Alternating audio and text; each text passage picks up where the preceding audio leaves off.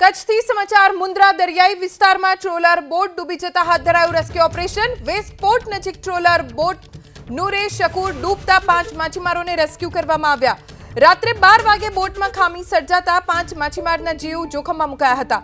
પોલીસે તમામ માછીમારોને સુરક્ષિત રીતે બચાવી લીધા છે।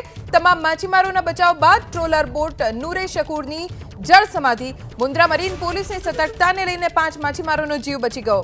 हमारा संवाददाता हर्षद ठाकुर पासेथी વધુ સમાચાર પ્રાપ્ત કરીશું। હર્ષદ, દુર્ઘટના સર્જાઈ કેવી રીતે અને કેવી રીતે એક બાદ એક તમામ માછીમારોને બચાવવામાં આવ્યા?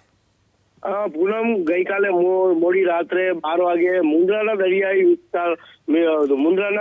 દરિયાઈ વિસ્તારમાં એક બોટ જે છે ડૂબતી હોવાથી મરીન પોલીસ પશ્ચિમ કચ્છ મરીન પોલીસ અને પશ્ચિમ કચ્છ પોલીસે જે છે તે તમામ લોકોને બચાવી લીધા છે।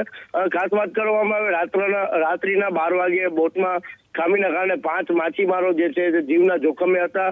ત્યારે પશ્ચિમ કચ્છ મુન્દ્રા મરીન પોલીસ દ્વારા તાત્કાલિક રેસ્ક્યુ ઓપરેશન જે છે તે હાથ ધરવામાં આવ્યું હતું, જેનામાં પોલીસે રાત્રિના 12:30 વાગે 5 માછીમારોને સુરક્ષિત રીતે જે છે તે બચાવી લીધા છે।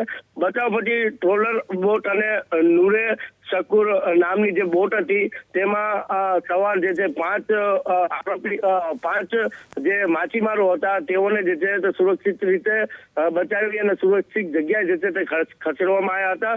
મુન્દ્રા મરીન પોલીસ ઝડપી અને કાર્યવાહીની માંગ જાણવાની જે છે ટાળી હતી। જી આભાર હર્ષદ, જાણકારી આપવા માટે।